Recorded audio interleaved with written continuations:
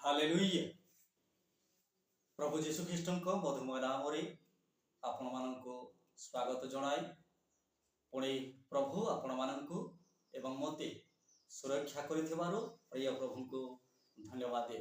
आसु आम वाक्य माध्यम को जीवा पूर्व अल्प समय प्रार्थना करिबा। प्रेमिक पिता तुम्हारी पवित्र नाम धन्यवाद करुछु, तुम्हारी गौरव करुछु, तुम्हारी जन्मर वृत्तांत विषय विवरण विषय आम तुम्हारी पवित्र वाक्य जहाँ मैंने पाठ करने को जाऊँ अध्ययन करने को जाऊँ मनोनयन करने को जाऊँ से समस्त विषय बुझे निमंते आम को बुद्धि तथा ज्ञान प्रदान कर। गौरव तुमको दे जेसु तुम्हारा मागुअछु। आमीन। Praise the lord. प्रभु को पवित्र नाम धन्यवाद हेउ।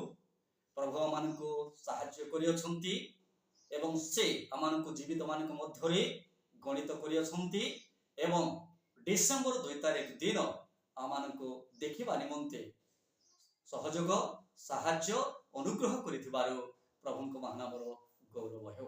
आसु आम अध्ययन करवा माथ्यू लिखित सुसमाचार ताहार 1 पर्व ताहार 18 पदरु ताहार 23 पद पर्यंत आम्भे माने पाठ करिबा।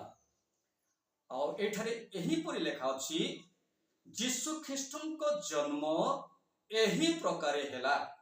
ताहांक माता मरियमंकर जोसेफंक सहित विवाह निर्बंध हेला परे सेमानंक सहवास पूर्वे से पवित्र आत्मांक कतृक गर्भवती होई अछंती बोली जଣା पड़िला।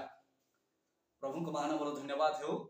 आ प्रभु जीशु ख्रीष्ट पृथ्वी पृष्ठरे किपरि केमिति जन्म हेले सही विषय बाइबल आमानको शिक्षा दिए, उपदेश दिए, प्रेरणा दिए एवं गंजना दिए। एवं पवित्र शास्त्र माथ्यू पुस्तक ताहार 1 पर्व 18 पदरे लेखा अछि जीशु ख्रीष्ट जहाँका माने आमानकर उद्धारकर्ता परित्राणकर्ता मुक्तिदाता बोली विश्वास करू सही प्रभु जगत मध्य केमिति जन्म हेले सही विषय रे बाइबल मध्य प्रांजल स्पष्ट भाव रे लेखा जाय अछि। आसु आमने देखिबा यीशु ख्रीष्टंक जन्म केमिति हेला एही प्रकार हेला। केमिति हेला लेखा अछि यीशु ख्रीष्टंकर जन्म एपरि भाव रे हेला। आउ से केमिति हेला सही विषय तार आगु को लेखा जाय अछि। ताहांक माता तार अर्थ ख्रीष्टंकर जेउ स्त्रींक गर्भरु जो युवतींक गर्भरु जो स्त्रींकर उदररु से जन्म हेबे से स्त्रींकर नाम मध्य बाइबल मध्य उल्लेख करा जाय अछि। हालेलुया। एवं से स्त्रींक नाम हेउछि मरियम। Praise the lord. ताहांक माता तार अर्थ ख्रीष्ट जो उदररु गर्भरु जात हेबे सही उदर जात करिथिबा स्त्रींकर नाम हेउछि मरियम। Praise the lord. स्पष्ट भाव रे बाइबल मध्य लेखा अछि। यीशु ख्रीष्टंकर जन्म केमिति हेला एही प्रकार हेला। ताहांक माता तार अर्थ प्रभुंक माता। Praise the Lord. जगत मध्य आमे जदि जन्म नै अछु समस्तंकर गुटिए ना गुटिए कोन अछि मां अछि। ठीक प्रभुंकर मध्य ख्रीष्टंकर मध्य जगत मध्य से जते बेले जन्म हेले से मध्य जने स्त्रींक माध्यम दे युवतींक माध्यम दे से कोन होय अछंती जन्म होय अछंती। तेणु से स्त्रींक विषय बाइबल मध्य प्रांजल भाव रे उल्लेख करा दे अछि एवं से स्त्रींक नाम मध्य लिपिबद्ध होय अछि। हालेलुया। तेणु लेखा अछि यीशु ख्रीष्टंकर जन्म केमिति हेला एही प्रकार हेला। ताहांक माता आउ तांक मातांक नाम हेउछि मरियम। Praise the Lord.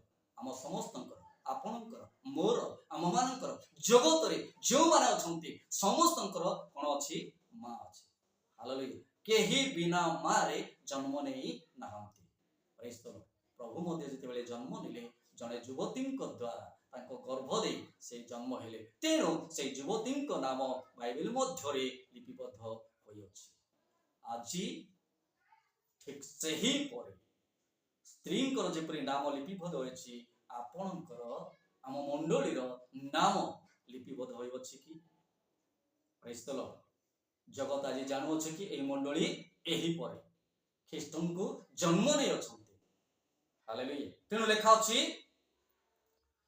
ମରିୟମଙ୍କର, ତାପରେ ଲେଖା ଅଛି ତାଙ୍କର ପିତା, ଜାଗତିକ ଭାବରେ ଯେଉଁ ସ୍ତ୍ରୀ ବିବାହ କରିବେ ସେହି ଯୁବକଙ୍କ ବିଷୟରେ ମଧ୍ୟ ଲେଖାଯାଇଅଛି।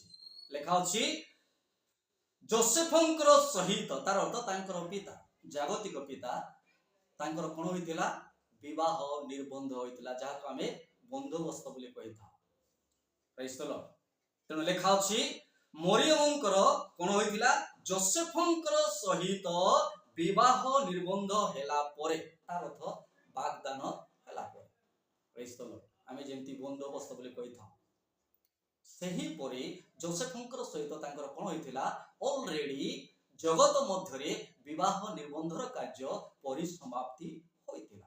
ସମାପ୍ତି ହେବା ପରେ, ଆଗରୁ ନୁହେଁ, ବାକ୍ୟ ଲେଖା ଅଛି ସ୍ପଷ୍ଟ ଭାବରେ ସେହି ବିବାହ ନିର୍ବନ୍ଧ ଶେଷ ହେଲା ପରେ, କଣ ବୋଲି ଲେଖା ଅଛି? ବିବାହ ନିର୍ବନ୍ଧ କଣ ହୋଇଥିଲା? ହେଲା ପରେ ସେମାନଙ୍କ ସହବାସ ପୂର୍ବେ, ତାର ଅର୍ଥ ଜାଗତିକ ସେମାନଙ୍କର ସମ୍ପର୍କ ପୂର୍ବେ, ସେମାନଙ୍କର କୌଣସି ଜାଗତିକ ସମ୍ପର୍କ ନଥିଲା, ମେଳ ଭାବ ନଥିଲା, ମିଳନ ନଥିଲା। ତା ପୂର୍ବରୁ, ତାର ଅର୍ଥ ସେ ଅଲରେଡି ବିବାହ କରି ଯାଇ ନଥିଲେ, ବନ୍ଦୋବସ୍ତ ହୋଇଥିଲା ସତ କଥା, ନିର୍ବନ୍ଧ ହୋଇଥିଲା ସତ, କିନ୍ତୁ ସେ ଯୋସେଫଙ୍କ ସହିତ ବାସ କରୁ ନଥିଲେ। ତେଣୁ ଲେଖା ଅଛି ବିବାହ ନିର୍ବନ୍ଧ ହେଲା ପରେ କଣ ବୋଲି ଲେଖା ଅଛି? ସେ, ତାର ଅର୍ଥ ମରିୟମ, ସେ କଣ ହେଲେ? ପବିତ୍ର ଆତ୍ମାଙ୍କ କର୍ତ୍ତୃକ ଗର୍ଭବତୀ ହୋଇଅଛନ୍ତି ବୋଲି କଣ ହେଲା? ଜଣା ପଡ଼ିଲା। ହାଲେଲୁୟା। ଦେଖନ୍ତୁ, ପବିତ୍ର ଆତ୍ମାଙ୍କ କର୍ତ୍ତୃକ, ତାର ଅର୍ଥ ପବିତ୍ର ଆତ୍ମାଙ୍କ ଦ୍ୱାରା, କୌଣସି ମନୁଷ୍ୟ ଦ୍ୱାରା ନୁହେଁ, କୌଣସି ପ୍ରାଣୀ ଦ୍ୱାରା ନୁହେଁ, କୌଣସି ବ୍ୟକ୍ତି ଦ୍ୱାରା ନୁହେଁ, ଈଶ୍ୱରଙ୍କର ଶକ୍ତି ଦ୍ୱାରା, ପବିତ୍ର ଆତ୍ମାଙ୍କର ଶକ୍ତି। ପ୍ରେଜ୍ ଦ ଲର୍ଡ। ଯେଉଁ ପର୍ଯ୍ୟନ୍ତ ଆମମାନଙ୍କ ଜୀବନରେ ପବିତ୍ର ଆତ୍ମାଙ୍କର ଶକ୍ତି ଆମମାନଙ୍କ ହୃଦୟ ମଧ୍ୟରେ ଜାତ ହୋଇନାହିଁ, ଆମେ ଗର୍ଭରେ ଧାରଣ କରିନାହୁଁ, ସେ ପର୍ଯ୍ୟନ୍ତ ଆମେ ଖ୍ରୀଷ୍ଟଙ୍କୁ ଜନ୍ମ ଦେଇପାରିବା ନାହିଁ। ପ୍ରେଜ୍ ଦ ଲର୍ଡ। ସ୍ପଷ୍ଟ ଭାବରେ ଲେଖା ଅଛି ପବିତ୍ର ଆତ୍ମାଙ୍କ କର୍ତ୍ତୃକ କଣ ହେଲା? ଗର୍ଭବତୀ ହୋଇଛନ୍ତି ବୋଲି ଜଣା ପଡ଼ିଲା। ପ୍ରେଜ୍ ଦ ଲର୍ଡ। ତାର ଅର୍ଥ ପବିତ୍ର ଆତ୍ମାଙ୍କର ଶକ୍ତି ତାଙ୍କୁ କଣ କଲେ? ଆବୋରିଲେ, ଏବଂ ସେହି ଶକ୍ତି ଦ୍ୱାରା ସେ ଗର୍ଭ ଧାରଣ କଲେ। ପ୍ରେଜ୍ ଦ ଲର୍ଡ। ତାର ଅର୍ଥ ଈଶ୍ୱରଙ୍କୁ ଧାରଣ କଲେ। ଆଜି ଆପଣ ଏବଂ ମୁଁ ଓ ଆମ୍ଭେମାନେ କଣ ଈଶ୍ୱରଙ୍କୁ ଧାରଣ କରି ଅଛୁ କି? ପ୍ରେଜ୍ ଦ ଲର୍ଡ। ଆମେ ଜନ୍ମ ଦିବସ ପାଳନ କରୁଛୁ, କିନ୍ତୁ ମଣ୍ଡଳୀ ମଧ୍ୟରେ ବ୍ୟକ୍ତିଗତ ଭାବରେ ଆମ୍ଭେମାନେ ଈଶ୍ୱରଙ୍କୁ, ଖ୍ରୀଷ୍ଟଙ୍କୁ ନିଜ ହୃଦୟ ମଧ୍ୟରେ ପବିତ୍ର ଆତ୍ମାଙ୍କ କର୍ତ୍ତୃକ, ପବିତ୍ର ଆତ୍ମାଙ୍କ ଦ୍ୱାରା ଆମେ କଣ ପରିଚାଳିତ ହେଉଅଛୁ କି? ଏବଂ ଖ୍ରୀଷ୍ଟଙ୍କୁ ଆମମାନଙ୍କର ଗର୍ଭରେ ଧାରଣ କରିଅଛୁ କି? ଏଇଟା ହେଲା ସବୁଠୁ ବଡ଼ ବିଷୟ। ପ୍ରେଜ୍ ଦ ଲର୍ଡ। ତେଣୁ ଲେଖା ଅଛି 19 ପଦେ ଲେଖା ଅଛି ଏଥିରେ ତାଙ୍କ ସ୍ୱାମୀ, ତାର ଅର୍ଥ ମରିୟମଙ୍କର ସ୍ୱାମୀ, ଯେହେତୁ ସେ ବିବାହ ନିର୍ବନ୍ଧ ଅଲରେଡି ସରିଥିଲା, ତେଣୁ ତାଙ୍କୁ ଉପାଧି ଦିଆଯାଇଥିଲା ସେ ହେଉଛନ୍ତି ତାଙ୍କର ସ୍ୱାମୀ। କାହାର ସ୍ୱାମୀ? ସେହି ସ୍ତ୍ରୀଙ୍କର ସ୍ୱାମୀ, ତାର ଅର୍ଥ ମରିୟମଙ୍କର ସ୍ୱାମୀ। ଏଥିରେ ତାଙ୍କ ସ୍ୱାମୀ ଯୋସେଫ କଣ ଥିଲେ? ବାକ୍ୟରେ ଲେଖା ଅଛି ଧାର୍ମିକ ଥିଲେ।